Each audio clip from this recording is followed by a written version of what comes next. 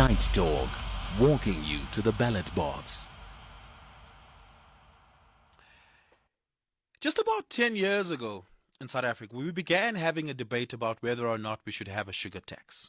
This debate stimulated by a number of issues, but one of which was a World Health Organization report on the impact that sugar products have on the overall general health of a nation, right? And the need to curb the sugar products, the consumption of sugar products, especially processed sugar. And a debate began to be had about South Africa's obesity problems, diabetes, heart disease, cancer, and various other illnesses caused by the overconsumption of sugar. And a proposal was introduced, a sugar tax, which is not new. It exists in other parts of the world. The model was pretty much just copied over in South Africa. And this is supposed to, discourage people from buying products with high sugar content in it. And the assumption was that the sugar tax will increase the price of these products to the extent that the demand for them goes down. But as that has been the case quite clearly, the sugar value chain from the primary sector to the tertiary sector has been bleeding jobs and money. It, in real terms, has shrunk. And there might be a question for the seventh administration. Is there a need to review and repeal the sugar tax? Or are there mitigating mechanisms to be introduced that could safeguard, especially the primary sector most vulnerable to this particular tariff? Joining me for that conversation this evening is Thomas Funke, who is the CEO of the SA Canegrowers Association, and Higgins Mdluli, a sugarcane farmer in Mpumalanga, and also the chairperson of the SA Canegrowers Association. Higgins, I want to start the conversation with you. Good evening, and thank you so much for joining us. Really appreciate it. Perhaps to start the conversation with you on this, perhaps talk to us about the history of sugarcane farming in South Africa, where it truly comes from and where it finds itself today. You know, sugarcane farming has a very painful history in South Africa as well, especially in provinces like KwaZulu-Natal, where indentured and slave labor was the bedrock of what formed the industry, but it became an industry that had to reform, that had to become humane over decades, and is the lifeblood of many communities as perhaps a leading employer or perhaps across the value chain, the biggest employer even in the secondary and tertiary sectors of the economy. As a sugarcane farmer, where do you see the industry at today? How are sugarcane farmers experiencing sugarcane farming today, especially in relation to its history? Good evening, Oliver, and to all SAFM listeners. Thank you. As you've introduced it as one of the labor-intensive industry, I think sugarcane, where it is today, from where I am a small-scale grower. You have a combination of small-scale growers and a combination of commercial growers. But I think what is more important is that it creates a lot of jobs. And if you look at most of these jobs are in communities living in rural areas where poverty levels are the highest. And this is where we are now. And as things stand, we are trying to survive, especially what we've seen after the introduction of sugar tax. It resulted to a drastic drop in the price, which affected a lot of growers, especially small-scale growers. If you look at the economy of scale, because they are very much affected. How it came about, obviously, when you have a lot of the price dropped due to less sugar that was produced, and because of the lower demand, because of the sugar tax, and that resulted to less money to farmers. And as a result, obviously one of the inputs is it goes to a lot of labor, as it is labor intensive. Yeah. Laborers becomes the first to, if I have to cut on cost, one of them is cutting on the size of the labor force that I have, and drastically that goes to also reducing in some of the inputs, because you're getting less money now because of what were happening, and that results to what you've indicated earlier, the shrinking of the market. Because some of the small scale, once you don't survive, you end up losing even the area under cane. So it is starting to reduce because of that, and we've seen that a lot after the sugar tax. So this snowballs to that, and in our case, the small scale growers, mostly you end up losing the area under cane, and that threatens the survival of the small scale growers themselves. You have also the section of the commercial farmers who are probably have got a bigger area. Because of that, they might continue and survive and continue to farm, but a lot of the laborers are lost in that process, because then they have to shed, because then they employ a lot of people also from the communities. Yeah. So we are struggling because of that now. It's a survival mode. Yeah, yeah. Thomas, I want to bring you into the conversation here. The sugar tax was introduced in 2018. It's quite clear it's had an adverse effect on the sugar value chain. But describe to us, perhaps even with reference to data, what that impact truly has been. Yeah, thank you and good evening. It's an interesting conversation. I think you introduced it at length, the whole thought around it. And since its introduction, SA Canegrowers has been calling for a socio-economic impact assessment, because we felt at the time when the idea was floated and sort of pushed through by the government of the time that not enough work had been done on what the impact would be on jobs. And that was extremely disappointing. And since 2018, we've been quite vociferous, also as Higgins has said, because of the dramatic impact that the HPL has had on jobs and growers. So to give you some numbers, and these are all independently put together, it was a consultant that NEDLAG commissioned to do some work, because this issue was raised again and again, and they sort of wanted their own people to have a look at it. And what they came up with was that 16,621 jobs were lost in the overall economy because of the implementation of the sugar tax, and that was relative to the 2017 numbers, which was their baseline. And out of that, if I isolate the sugar industry alone, 9,711 jobs and around 1.2 billion rand in revenue loss. So that, to give you an idea of the impact, was big.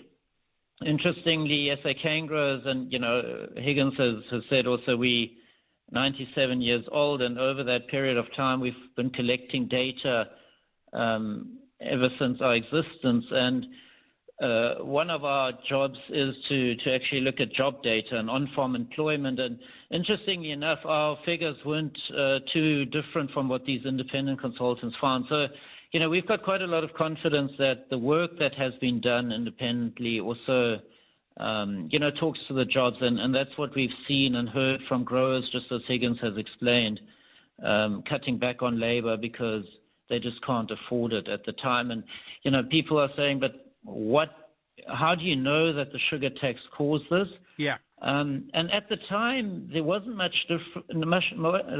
else that affected the industry. It was really a policy that was so clearly implemented and had such an impact on the amount of sugar bought. And, figures show that over 250,000 tons of sugar sales in the local market were reduced.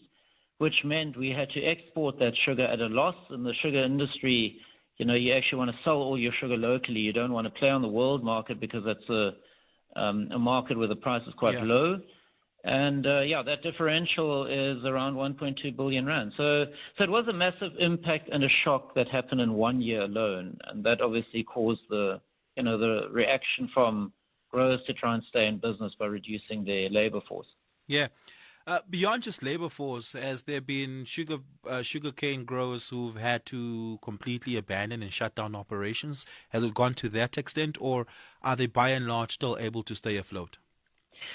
Yeah, that's also an interesting one. What people don't realize is that the sugar industry, prior to the sugar tax, had 14 mills operating, and these mills were from Port Shepstone down, in southern KZN, all the way up to Mpumalanga, Malala, and Komati up there.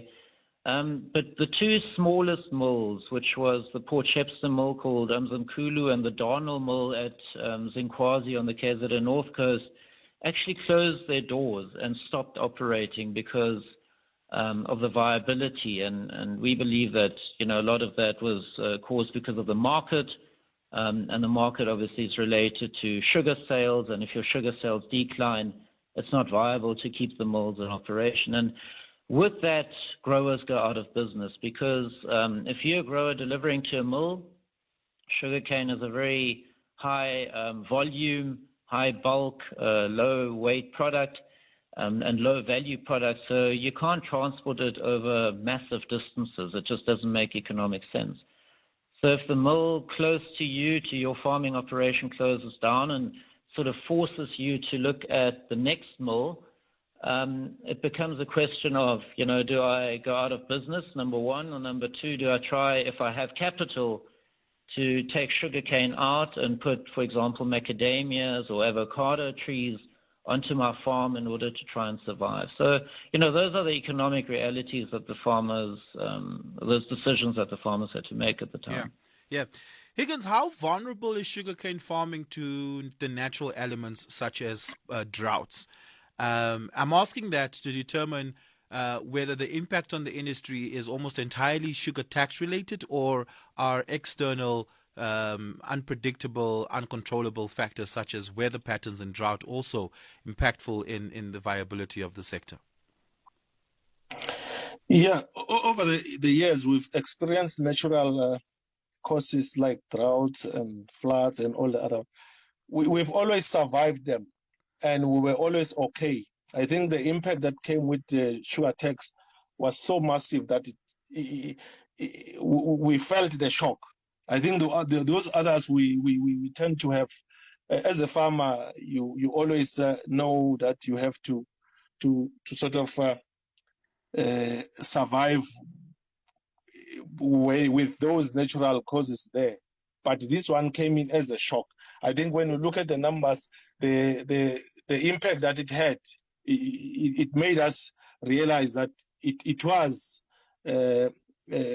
because of the sugar tax. And I think, as Thomas has indicated, once they've also done the study, after we commissioned the study, it sort of confirmed our earlier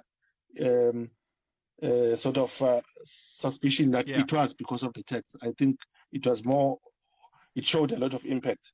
But over the last 5 to 6 years, you wouldn't say that natural effects have played a big role in the viability of the industry, of the sector at all?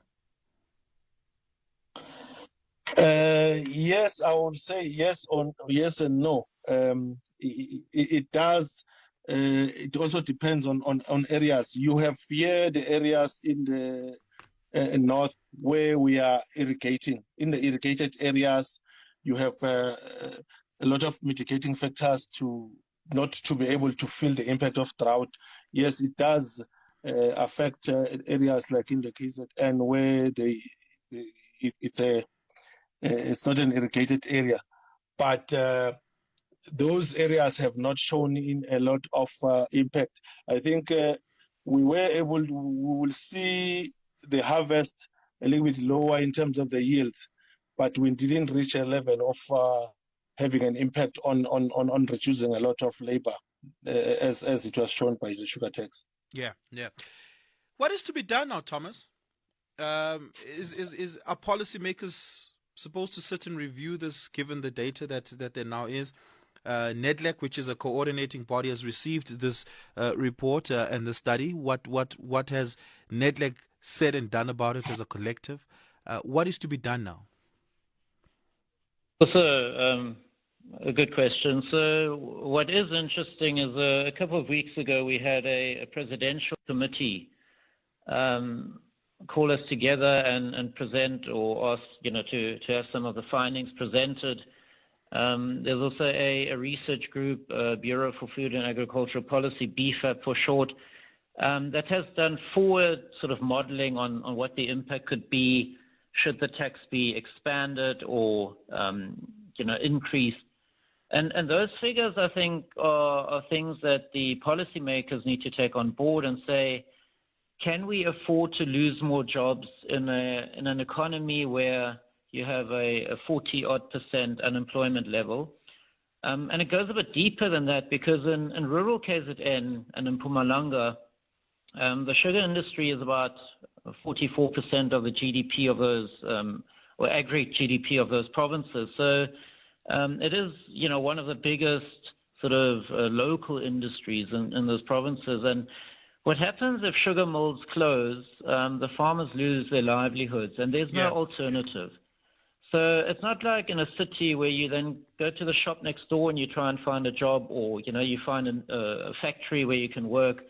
When the mill closes, those towns become ghost towns. Those farms, as I explained earlier, are probably too far away from the next mill. So that means that all those people that were dependent on that little economy in the rural areas of our beautiful country have to now move to the cities to find jobs, to find money, and to provide a livelihood for their families. And I think that's what policymakers need to think about, is expanding this tax in the best interest of the country. And, if you look at the unemployment rate and the effect that it could have, I mean, the BFAP models show even more. Then it becomes a bit of a difficult one if you're an economist and you're looking after your sugarcane farmers and their employees. So if I focus purely on the jobs, I think it was a bad policy to start with. We've seen other countries in the world where it hasn't worked and they've repealed the tax. But as I said, millions have been spent already on this reformulation process by the beverage sector. So I don't know if anyone will go back to where we were before, so I can't talk for them. But certainly from a jobs perspective, I think we've bled a lot of jobs, and what we need to do now is move forward and focus on a positive future.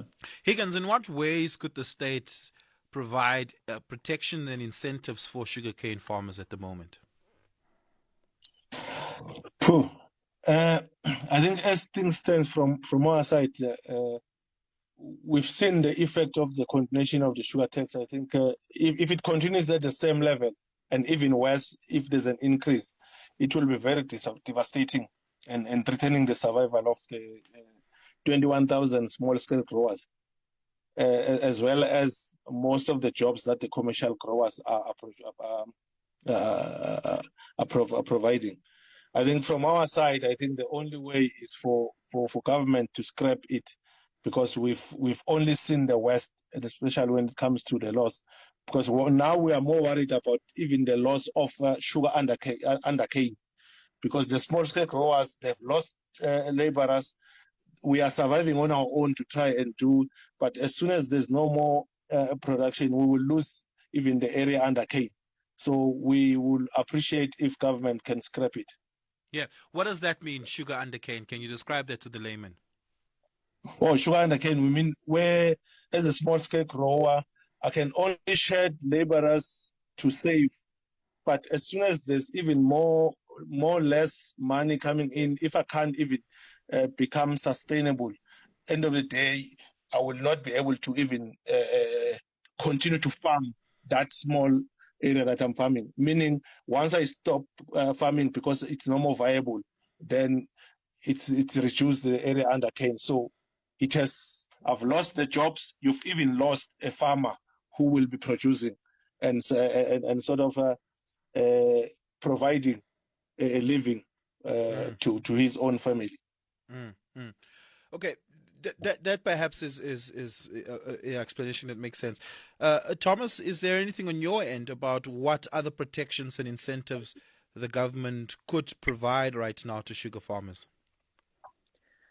Yeah, first sort of in my mind is an import tariff to protect and safeguard the local industry from further dumping of sugar. We've seen it happen in the past, and we've seen it in the poultry sector. I mean, that was big news a while ago. And that is because other countries are subsidized when it comes to production. So what they can do is actually provide sugar or sell sugar on the world market at below cost of production, which then finds itself into our market and destroys jobs and takes market share away. So I think an adequate import protection, we saw it under the sugarcane value chain master plan, worked really well. There was a Home Sweet Home campaign where we, as an industry collective and cane growers especially, spoke to retailers, end users, but also the general public, and encouraged them to purchase South African sugar. So, that sort of goes hand in hand, I think. Yeah. So I think that would be the first step, and probably the easiest thing to do is to review the duty and make it relevant, and then to ensure that, we can sell South African sugar, and the market then obviously can buy that sugar from us. Yeah. Thank you so much for your time this evening, gentlemen. I really do appreciate it. Thomas Funke, who is the CEO of the SA Canegrowers Associations, Higgins Mdluli, who is a sugarcane farmer in Mpumalanga, but also the chair of the SA Canegrowers Association. Really do appreciate it. We're going to take a break. On the other side of this, it is the open line. I'd love to hear from you. Lots to talk about. What is on your mind this evening? Give us a call. Get in the line. The number is 086